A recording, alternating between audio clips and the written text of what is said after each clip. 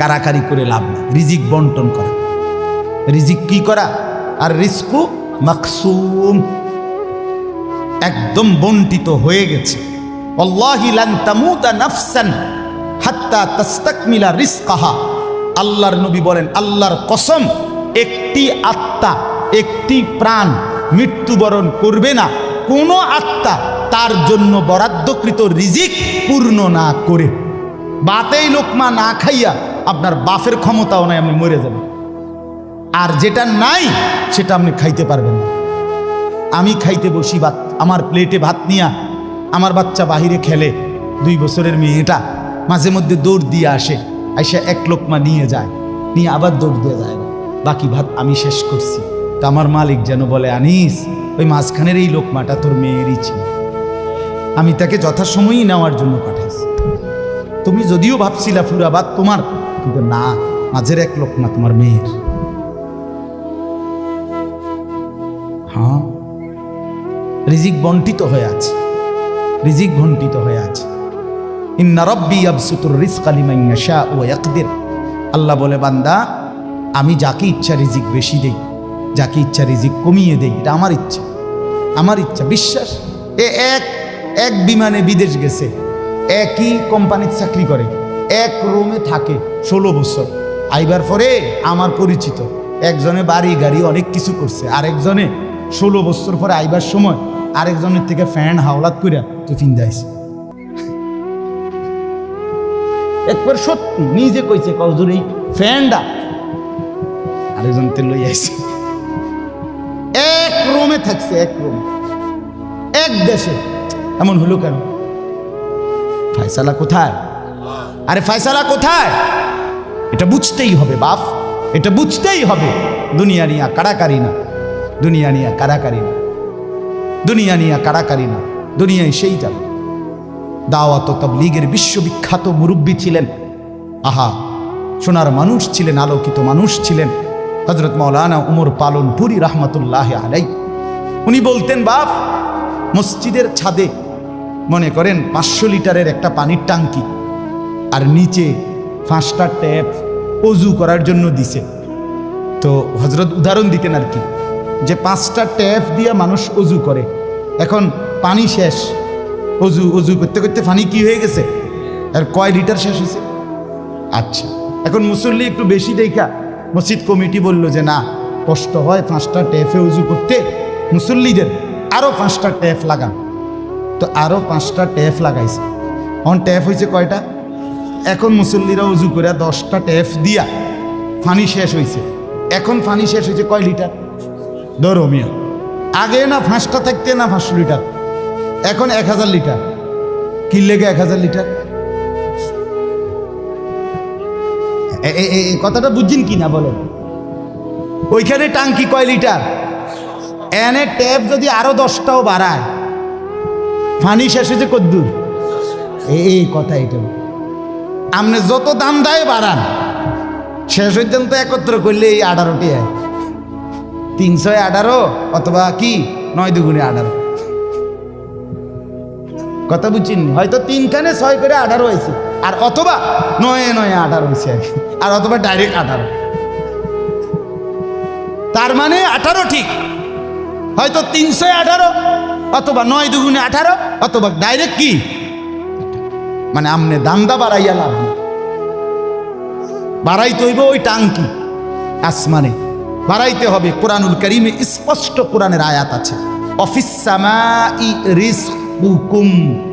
একটা ডাইরেক্ট বাংলায় কইছে আল্লাহ।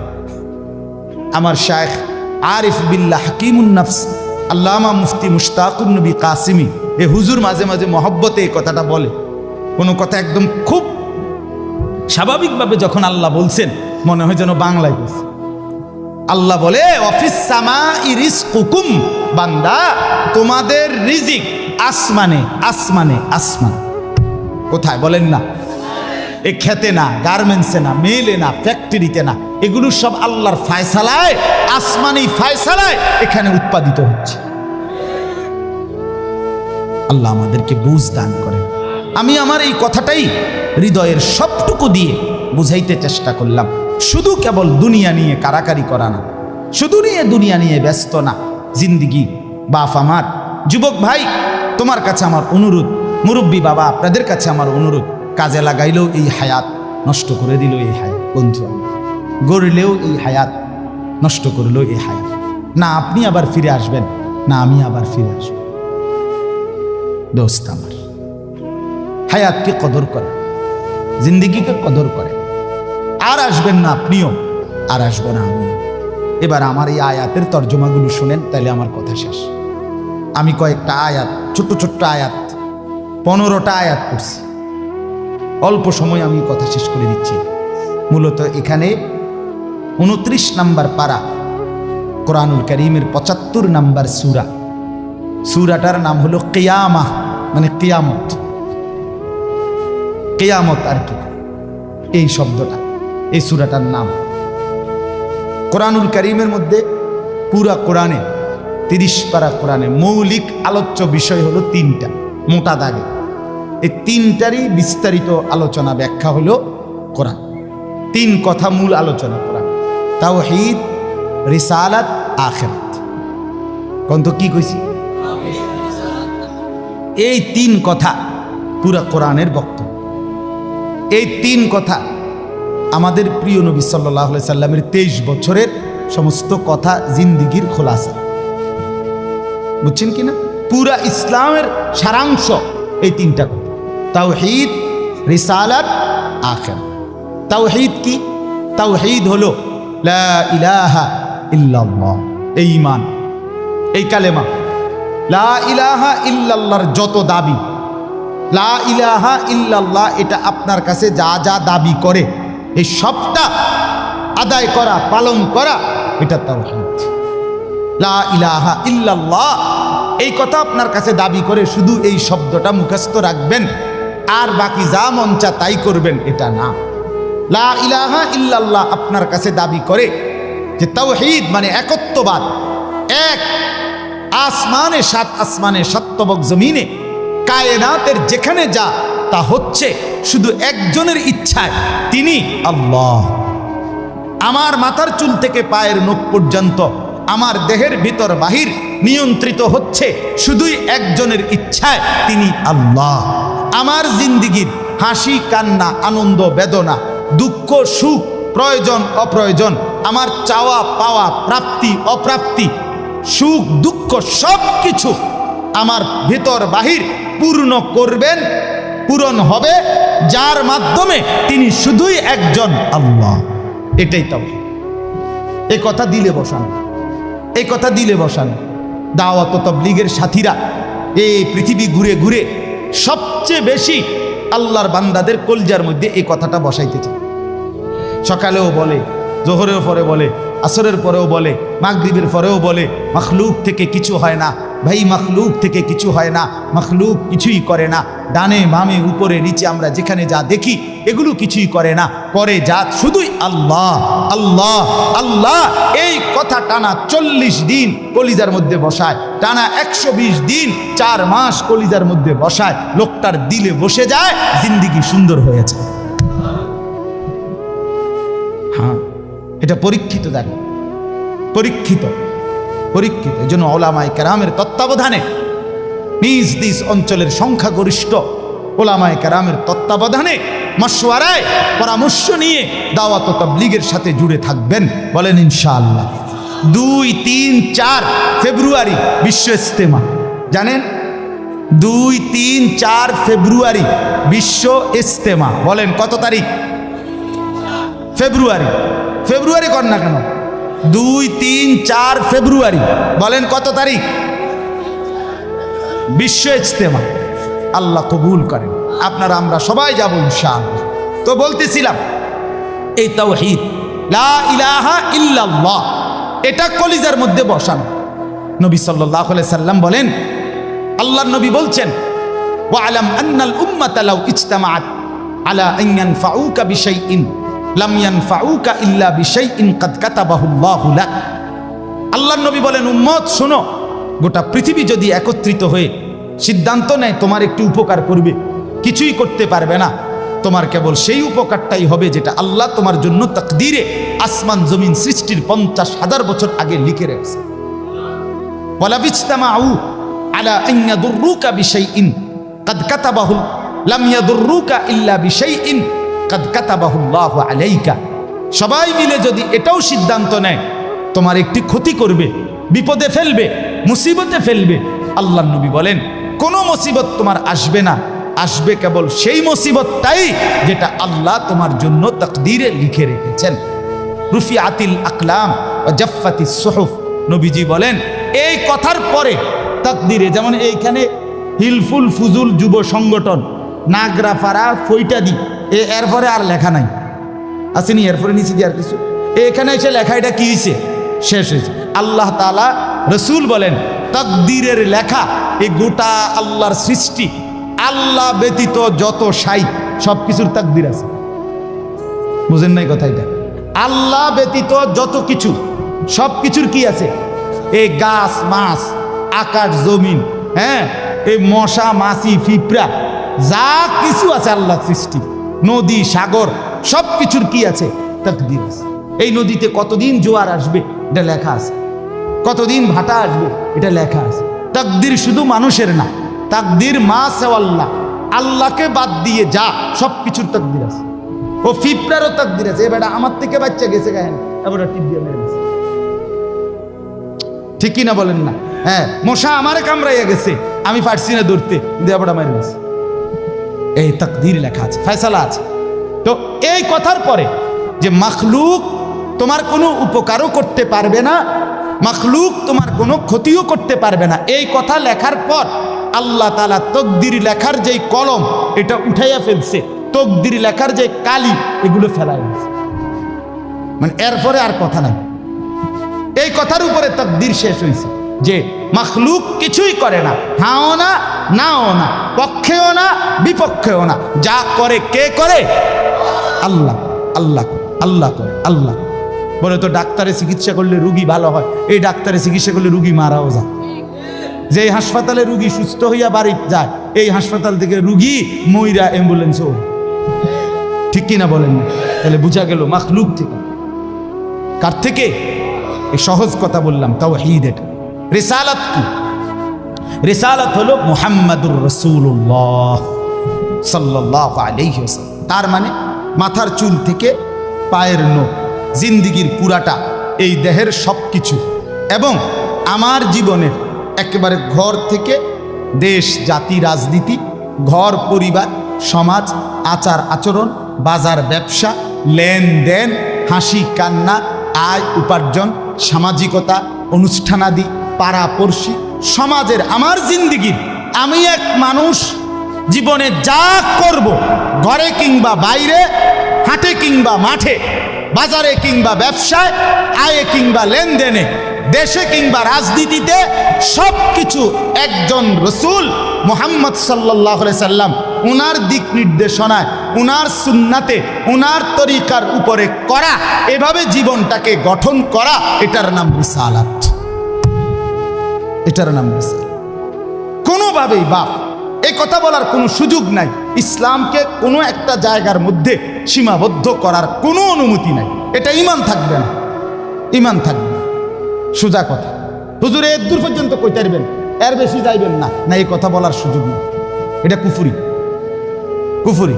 ইসলামকে রাজনীতিতে টাইন আইনেন না, ইসলামকে এলাকার টাইন আইনেন না, ইসলামকে বাজারে টাইন আইনেন না, ইসলামকে হাটে টাইন আইনেন না, ইসলামকে ওইখানে না না। এটা যদি আপনি বিশ্বাস করে কন, এটা যদি আপনার কলজার থেকে কইয়া থাকেন, আপনার ঈমান নেই। কথা বুঝেন না? সাবধান। হ্যাঁ, অপ্রিয় হইতে পারে কোনোটা, কোনোটা আপনার অপছন্দ হইতে পারে, কোনোটা আপনার গায়ে লাগতে পারে, কোনোটা আপনার নেগেটিভ হইতে পারে, কিন্তু এর মানে ইসলাম, আল্লাহর কোরআন, শরীয়তের বিধান, রাসূলুল্লাহর সুন্নাহ, জিন্দেগি আপন ধারায় চলতে দিতে হবে। আল্লাহ আমাদেরকে বুঝ দান করে। কোনো কিছুতে এই দাড়ি রাসূলুল্লাহ সাল্লাল্লাহু আলাইহি সাল্লামের বিধান কিনা? কথা বলেন না, বিধান কিনা? আপনি এটাকে তুচ্ছ তাচ্ছিল্য করলে হবে, আপনি এটাকে অবজ্ঞা করলে, হ্যাঁ হুজুর আর ওয়াজ নাই, ঘুরে ফিরে কেবল দাড়ির কথা বলতেছেন, আর কোনো আছে, এটাও একটা ওয়াজ। আপনি এটাও শুনেন, এরপর একটি শুনেন, অসুবিধা কি? আরো কমু আপনি থাকলে তো আমি আরো কমু, অসুবিধা কি? কথা বুঝেন নাই? আমি এই কথাটা আপনি এটা কি বুঝাইতে চাইলেন? এটা কি বলতে চাইলেন? আমি একবার একজনকে বলছিলাম যে আমি এই বলতে পারবো না, ওই বলতে পারবো না, একটা কাগজ লিখে দিছে উনি, এডি কম যাইত না। আমি মাশাআল্লাহ, যেডি কওয়া যাবে না, এরপরে নিচে লিখে দিছে কোরআন সুন্নাহর কথা বলবেন। তো আমি বললাম এগুলো তো বাদ দিলাম, কোরআন সুন্নাহর কথাগুলো এডি বাদ দিয়া কি হইতে পারে? আঙ্কেল আপনি যদি স্যাম্পল হিসাবে আপনি কিন্তু 10টা মিনিট কইয়া দেন যে এগুলো হইল কোরআন হাদিসের কথা, এরপরে আমি ব্যাখ্যা করবো। আপনি কিন্তু শুধু মূল বক্তব্যটা শিরোনাম দিয়ে আপনি গুদ্দুর কইয়া দেন যে এটা কি কইতাম, আপনি এগুলো কি আর আমরা জানি? তো আপনি না জানলে কাগজ লিখুন। এটা তো একটা স্ববিরোধী কথা হলো, স্ববিরোধী কথা না। আপনি জানেন না, এদিক দিয়েও আপনি এটা বুঝেন, আবার আপনি আইন কানুন দেখাইতে আছেন, তো এটা আপনি কি বুঝে আইন দিলেন? আল্লাহ আমাদেরকে বিবেক দান করেন। এটা ইনসাফ না, বরং জীবনের সব কিছু রাসূলুল্লাহ সাল্লাল্লাহু আলাইহি ওয়াসাল্লামের সুন্নাহর আলোকে, দিক নির্দেশনার আলোকে পালন করা, এটা ইনসাফ, এটাই দ্বীন, এটাই ইসলাম, এটাই শরীয়ত, এটাই নাজাত, এখানেই জান্নাত। আমার ঘাটতি আমাকে মেনে নিতে হবে, আমার কমতি আমাকে এটা মেনে নিতে হবে। মেনে নিতে হবে কিনা বলেন? হ্যাঁ, স্বীকার করতে হবে এটা আমার কমতি, এটা আমার ঘাটতি। অবজ্ঞা করা যাবে না, তুচ্ছ তাচ্ছিল্য করা যাবে না, টিটকারি মস্কারি করা যাবে না। ইসলামের একটা ছোট্ট জিনিসকেও তিরস্কার করা, তুচ্ছ তাচ্ছিল্য করা, ইস্তেহজা করা, এটা কুফর। আপনি জিজ্ঞাসা করেন ওলামায়ে কেরাম, এটা শরহে আকায়েদের মাসআলা, কুফরি। আপনি দাড়িকে, মেসওয়াককে, টুপিকে, পাঞ্জাব, যা কিছু ইসলামের নিদর্শন, তার একটি জিনিসকেও আপনি অবজ্ঞা করতে পারবেন না। ইস্তেহজা আপনি পালন না করা, এটা হলো কবিরা গুনাহ, আর অবজ্ঞা করা কুফর। একদিন মসজিদে মুয়াজ্জিন বেচারা পাগড়ি মাথা দিতেছে, ভদ্রলোক পয়সাওয়ালা মাতবরে এনে খাড়াইয়া এক পাশে প্রথম কাতারে, সে বলতেছে এই সমস্ত তেনাতুনা বান্ধনের টাইম এখন আসেনি।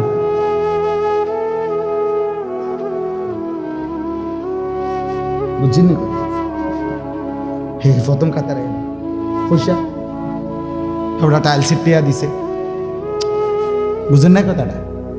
মসজিদে টাইলসের টেয়া দিছে, ওটাই তো মসজিদে তো উনি টাইলস না দিলে আমরা নামাজ পড়লাম বলে কেমনি? বাপরে বাপ, আপনি এটা কি বলবেন? কাকে তিরস্কার করলেন?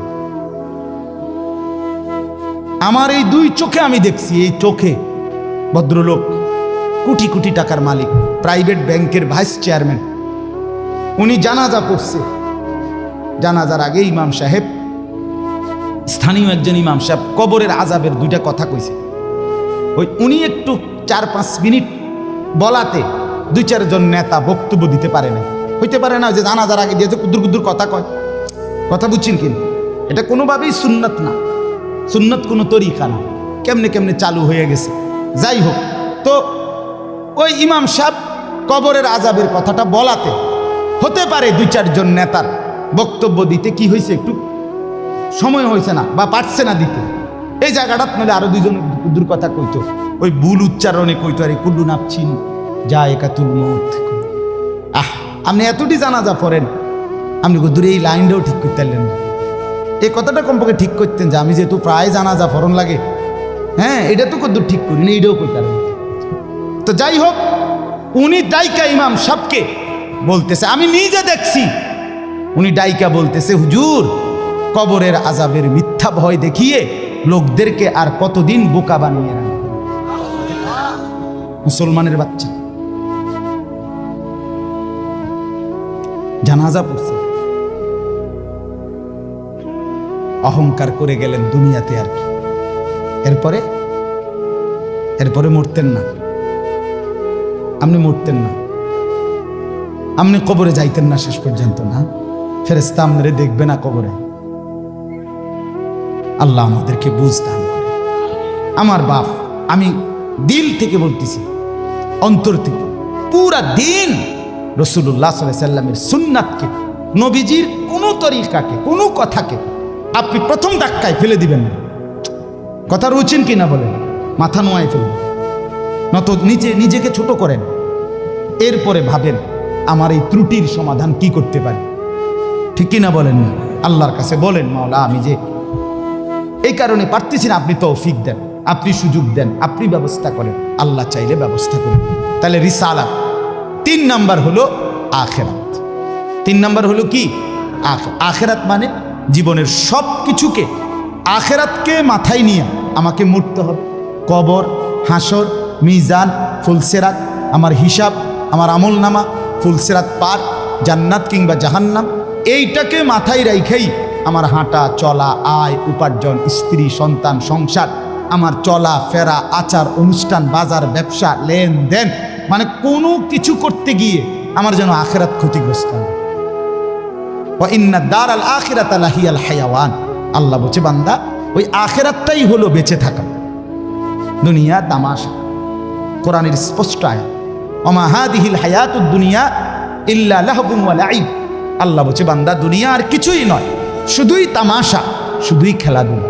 অতএব দয়া করে, আমার সময় নাই, আমি আর বাড়াতে পারছি না, কিন্তু এই কথাটাই আপনাদেরকে বুঝাইতে চাই, আমার সব কিছুর মধ্যে আখিরাতকে সাথে নিয়ে, সামনে নিয়ে যদি জীবন চালাই, আল্লাহর কসম দুনিয়ার সব প্রয়োজন পূরণ হবে, আখিরাতের জান্নাতও মিলে যাবে। আপনি ঠকবেন না বাপ। ফজরের নামাজ পড়লে কেউ ঠকে না, 5 ওয়াক্ত নামাজ পড়লে কেউ ঠকে নাই দোস্ত। হারাম উপার্জন করে কেউ লাভবান হয় নাই। গুনাহ কাউরে তৃপ্তি দেয় না।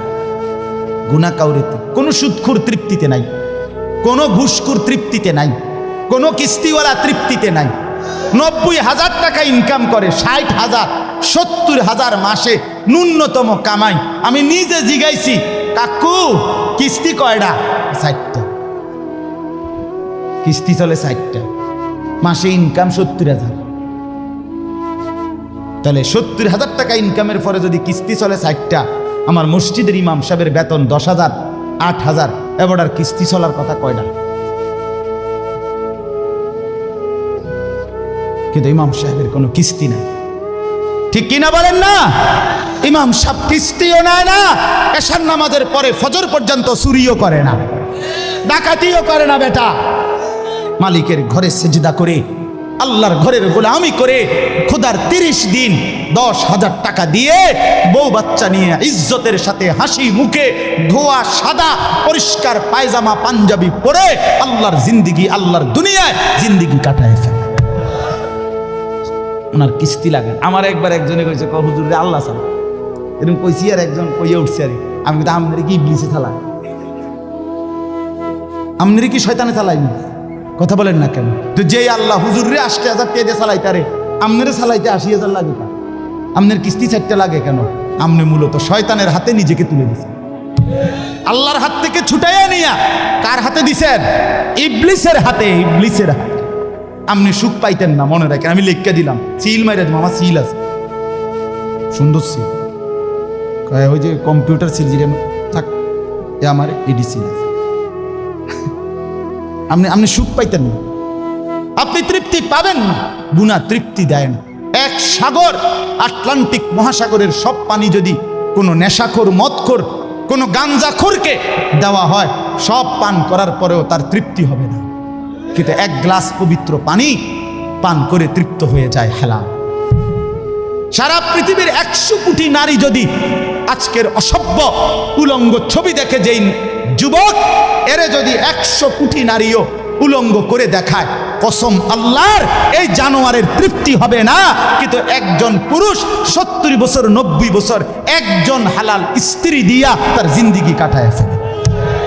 হালাল তৃপ্তি দেয়, হারাম কি দেয় না? আল্লাহ আমাদেরকে বুঝ দান করে। অতএব আখিরাতকে বাদ না দেওয়া। যুবক বন্ধু তুমিও না, বুড়া বাপ আপনিও না, পর্দার আড়ালের মা বোন আপনারাও না। আল্লাহ আপনাদেরকে তৌফিক দেন, আল্লাহ আপনাদেরকে কবুল করেন। এই আয়াতগুলোতে আল্লাহ আখিরাতের কথা বলছে। আমি শুধু এক টানে তর্জমা বলছি, লা উকসিমু বিয়াউমিল কিয়ামা। আল্লাহ বলেন আমি কসম করছি কিয়ামতের দিনের। ওয়ালা উকসিমু বিন নাফসিল লাওয়ামা। সাথে সাথে আমি আল্লাহ কসম করছি ওই অন্তরের যেই অন্তর মানুষকে গুনাহের কারণে তিরস্কার করে নেক কাজে উৎসাহিত করে। সুবহান। আয়াহসাবুল ইনসানু আল্লান নাজমা ইজামা, আল্লাহ বলে মানুষ তোমরা কি ভেবেছ, তোমরা কি এই মনে করো আমি আল্লাহ কবর থেকে ছড়িয়ে ছিটিয়ে যাওয়া হাড্ডি গোশত যেগুলো ছিন্ন ভিন্ন হয়ে নিঃশেষ হয়ে গেছে আমি সেগুলোকে একত্রিত করতে পারবো না? সুবহান। আল্লাহ বলে বালা কাদিরিনা আলা আন নুসাব্বিয়া বানানা। এক মিনিট, এই যে ফিঙ্গার দেয় যে বোঝেননি, ফিঙ্গার নেয় না এমনি ফিঙ্গার, এই এতটুকু জায়গার মধ্যে 800 কোটি মানুষ যদি ফিঙ্গার দেয়, এই জায়গা একরকম একই সাইজের এই বৃদ্ধাঙ্গুলির এটা, কিন্তু 800 কোটি ফিঙ্গার ভিন্ন ভিন্ন। আচ্ছা এই এদুর জায়গার ভিতরে 800 কোটি ডিজাইন কেমনে করবে? বুঝেন না কথাটা? জায়গা তো এই করবে, এটার ভিতরে আপনি কয়টা আঁক দিয়ে কয়টা আলগা আলগা করতে পারবেন, করেন না আপনার 30টা নাহলে 300টা, 800 কোটি কেমনে করলো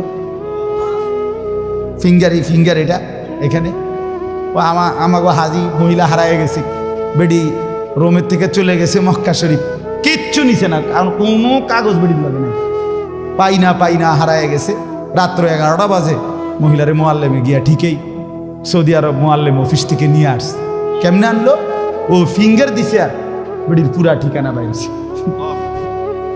বুঝেন না কথা? ওই এয়ারপোর্টে না কি নিছে? ফিঙ্গার নিছে।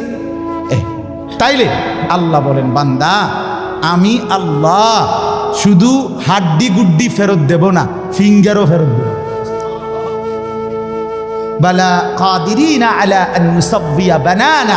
এই বানানা অর্থ আঙ্গুলের অগ্রভাগ, আঙ্গুলের অগ্রভাগে যেই দাগগুলো ছিল ঠিক যারটা যেটা ছিল দুনিয়াতে থাকাকালীন কিয়ামতের ময়দানে উঠাইবার সময় ওই ফিঙ্গার মিলাইয়া যদি এখানে ফিঙ্গার দিয়া রাখো, হাসরের মাঠে ফিঙ্গার দিল, এক ফিঙ্গার আসবে। বালা কাদিরিনা আলা আন নুসাব্বিয়া বানানা। এমন জিনিস আল্লাহ বাল ইউরিদুল ইনসানু লিয়াফজুরা আমামা। আল্লাহ বলে অথচ মানুষ সে বর্তমানকে তো অস্বীকার করে আর সামনের ভবিষ্যৎ নিয়েও আমি আল্লাহর সাথে তর্ক করে। কি করে? ইয়াসআলু আইয়ানা ইয়াউমুল কিয়ামা। অহংকার আর নাফরমানি করতে করতে হুজুরদেরকে, আলেমদেরকে, দিনদারদেরকে ব্যঙ্গ করে জিজ্ঞেস করে কি কোন দিন হইব কিয়ামত? হয় না দি কোন দিন হইব? ফাইদা বারিকাল বাসার। আল্লাহ বলে হবে বান্দা সেদিন কিয়ামত হবে যেদিন ইসরাফিল ফু দিবে, সেদিন সমস্ত চোখ ধাঁধা লেগে যাবে। আহা কি হলো, আহা কি হলো। ও খাসাফাল কামার, সব চাঁদটা আলোহীন হয়ে যাবে। জুমিআ শামসু ওয়াল কামার, সূর্য চন্দ্র এক হয়ে নিষ্প্রভ আলোহীন হয়ে যাবে, সব এলোমেলো হয়ে যাবে। আরে ওই যে একদিন শনিবার যে সকালবেলা ভূমিকম্প হয়েছিল কয়দিন আগে, মনে আসেনি আপনাকে? 9:30টার দিকে আমি চাঁদপুর ছিলাম মাহফিলের কারণে। কুমিল্লা ক্যান্টনমেন্ট তো আমার বাসা, তো ওইখানে এক ব্যবসায়ী ক্যান্টনমেন্টের গুমতি টাওয়ার, বড় টাওয়ার, ব্যবসায়ী আমারে ফোন দিচ্ছে, হুজুর হুজুর হুজুর হুজুর দোয়া করেন দোয়া করেন। আমি কি হয়েছে? আমরা সব ব্যবসায়ী বাইরে গেছি। কি হয়েছে ভাই? কয় এখানে আমরা আপনার ভূমিকম্প হয়েছে, সব বাইরে হয়ে গেছে। আমি বললাম না ভাই দোয়া করে আমার কোনো লাভ নাই, কারণ আমার এনো লড়ে, কে কারে দোয়া করে? আমার এনো তো কি হইতেছে, লড়ছে তো, আমি আপনার কি দোয়া করতাম? আমি তো দৌড়ের উপরে আছি, ঠিক কি না বলেন না কেন? হ্যাঁ, আল্লাহ বলেন কিয়ামতের ইসরাফিলের ফু দিলে জমিনের ভূমিকম্প এমন সব নড়বে একসাথে। অজুমিআ শামসু ওয়াল কামার ইয়াকুলুল ইনসানু ইয়াউমাইদিন আইনাল মাফার। কোটি কোটি মানুষ তখন পাগলের মতো দৌড়তে দৌড়তে বলবে আইনাল মাফার, পালাবো কোথায় ভাই, দাঁড়াবো কোথায়, দাঁড়াবো কোথায়? ওই বেটাও বলবে সব নড়ে, ইনিও বলবে সব নড়ে, যেদিকে দৌড়াই সব নড়ে নড়ে নড়ে, সব নড়ে ভূমিকম্পে, কিয়ামতের ভূমিকম্প। আল্লাহ বলেন কাল্লা লা ওয়াজার, না বান্দা জমিনে আজ আর কোথাও আশ্রয় নাই, আজ আর ঠাই নাই। ইলা রব্বিকা ইয়াউমা ইদিনিল মুস্তাকার, আজ শুধুই তোমার রব আল্লাহর কাছে আশ্রয়। কার কাছে? ইউনাব্বাউল ইনসানু ইয়াউমাইদিন বিমা কদ্দামা ওয়া আখার।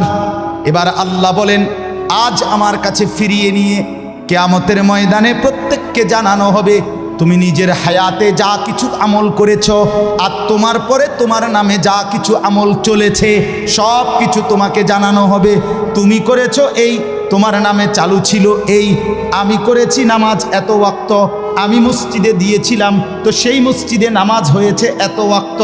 আল্লাহ বলেন তোমার নিজের নামাজ এটার নেকিও তোমার, ওই মসজিদে যে সহযোগিতা দিয়েছিলে সেই নামাজগুলোর সওয়াবও তোমার নামে দেওয়া হবে। এবার সুবহানাল্লাহ কইছেন না, নাউজুবিল্লাহ লেখা রেডি হন। তুমি যে দেখছো টেলিভিশন এগুলার গুনাও লেখা হবে। তোমার যে বউ বাচ্চার জন্য রঙিনটা রাইখা আইছো টেলিভিশন, তারা পরবর্তী এই টেলিভিশন যেই 20 বছর দেখছে এইটার সমস্ত গুনাও তোমার নামে লেখা হবে। সমান সমান হয়েছি নি সুবহানাল্লাহর নাউজুবিল্লাহ। এবার আম্মু বুঝ করে বালিল ইনসানু আলা নাফসিহি বাসীরা। আল্লাহ বলে শুধু জানাবো না, বরং প্রত্যেকটা মানুষ নিজের আমলনামা নিজের চোখেই দেখবে।